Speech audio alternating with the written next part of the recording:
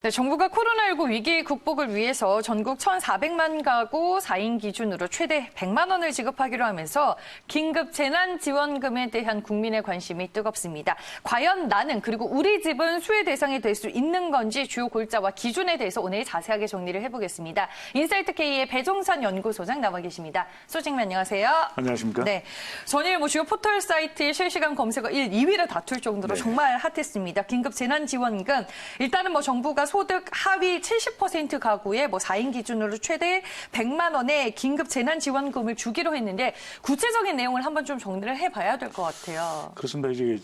이게 저소득층 그리고 이제 중산층, 서민층까지 지원을 하기 위한 정부의 긴급 대책인데 3차 비상경제회의를 통해서 하위 소득 70%, 이 기준을 가지고도 상당히 논란이 있긴 했습니다만은 하위 소득 70% 대상으로 최대 4인 기준 100만 원을 지급하는 긴급 재난 지원금 지급 결정을 내렸습니다. 이 총 비용이 한 9조 1,000억 원 정도 소요된다고 그러고요. 지급 방식은 지역 상품권, 전자화폐 등으로 되는데 문제는 미국 같은 경우는 상당히 신속하게 지금 결정을 내린 상태거든요. 2주 내에 지급을 하겠다. 근데 우리의 경우에는 지금 국회에 또 법안 통과가 돼서 추경 예산안이 통과돼서 5월 중순경이나야 빠르면 지급이 된다고 합니다. 네, 알겠습니다.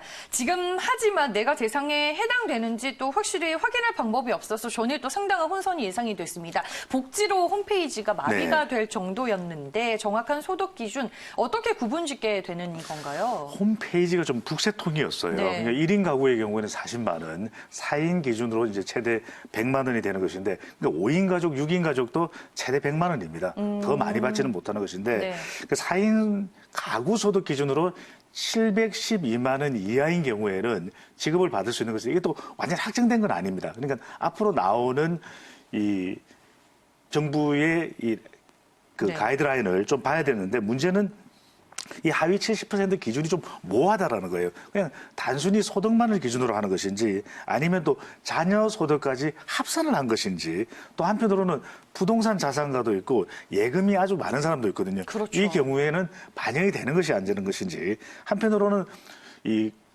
국민들의 이 가구별로 통계 수준이 나와 있는 그런 자료는 없습니다. 그러다 보니까 지금 빨리 이 자료부터 마련을 해서 추진이 돼야 되는 건데 5월 중순에 지급이 된다니까 시간적 여유가 있다. 이렇게 판단을 하고 있는데 문제는 이제 이 직장 가입자들 이게 국민건강보험을 기준으로 한다고 하는데 이럴 때는 직장 가입자와 지역 가입자가 달라요. 그렇죠. 직장 가입자는 순수하게 소득이지만 지역 가입자인 경우에는 여기에 부동산 자산, 또 금융자산까지 포함이 되니까 이건 또 어떻게 하느냐. 상당히 좀 애를 먹고 있습니다. 네, 일단은 대책을 먼저 발표하고 지금 기준을 그 이후에 잡는 좀 혼선이 빚어지는 상황인데 이 외에도 지금 정부가 코로나19 어려움을 겪는 취약계층의 사회보험료와 전기료 부담도 덜어주기로 했습니다. 그렇죠. 주요 골자 내용이 뭔가요? 중산층 서민층을 지원하는 것이기 때문에 상당한 도움이 됩니다. 이게 4대 보험도 부담이 되기 때문에 이것을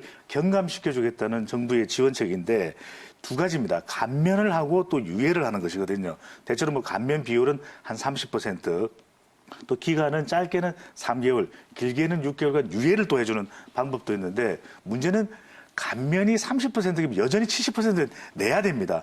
이러다 보니까 완전한 탕감이 아니기 때문에 이 감면율이 좀 너무 낮은 것 아니냐. 워낙 또 폭을 넓히기 위해서 이런 또 결정을 내린 것 같은데 또 그러다 보니까 유예 기간도 3개월 지나면 괜찮냐 아니냐. 여전히 힘들 수가 있다. 유예 기간과 관련돼서도 볼멘 소리가 나오고 있습니다. 네, 알겠습니다. 지금 긴급 재난지원금이라는 이름으로 전례 없는 특단의 대책을 정부가 꺼내 들고 있고 국회 통과 2주 만에 지금 2차 추경이 좀 본격화되는 분위기인데 적자국채 발행도 불가피한 상황이고 2차 추경은 우리가 어떤 관점으로 봐야 되나요? 이미 홍남기 부총리가 공식화했습니다. 7조 1천억 원에 달하는 정부 부담 몫을 추경 예산안을 통해서 마련하겠다라고 했는데 문제는 4월 총선 이후에 4월 국회에서 이것을 다루겠다는 것이거든요. 빠르면 5월 중순까지 지급이 되는데 총선 지나고 나서 국회 일정이 상당히 좀 불투명하다라는 것도 좀 과연 정상적으로 제때 지급이 되겠느냐 이런 지적이 나오고 있습니다. 네, 알겠습니다. 그리고 추경 재원 확보 방안에 대해서 일각에서는 어떤 목소리들이 나오고 있나요?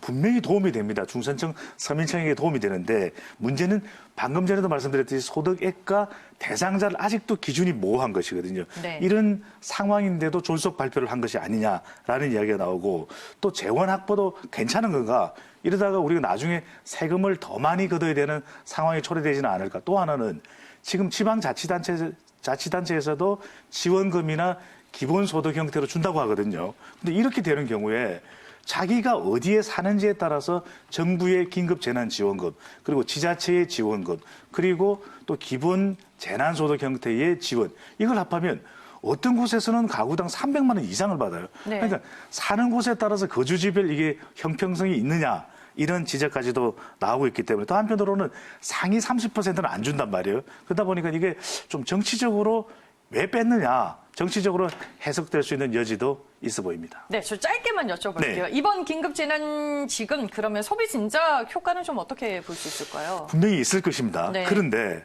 당장 중요한 거죠. 근데 5월 중순까지 이게 시간이 기다리면 또 한 달 이상의 시간이 남아있거든요. 이 사이에 우리 경제가 과연 괜찮을까? 또 이것만으로 충분할까? 이런 또 지적은 나오고 있습니다. 네, 알겠습니다. 전일 정부가 긴급재난지원금 대책을 발표했는데 주요 골자들 어떤 내용을 담고 있는지 저희가 오늘 총정리를 해봤고요. 오늘 이 시간에는 인사이트K의 배종찬 연구소장과 함께했습니다. 오늘 말씀 고맙습니다. 감사합니다.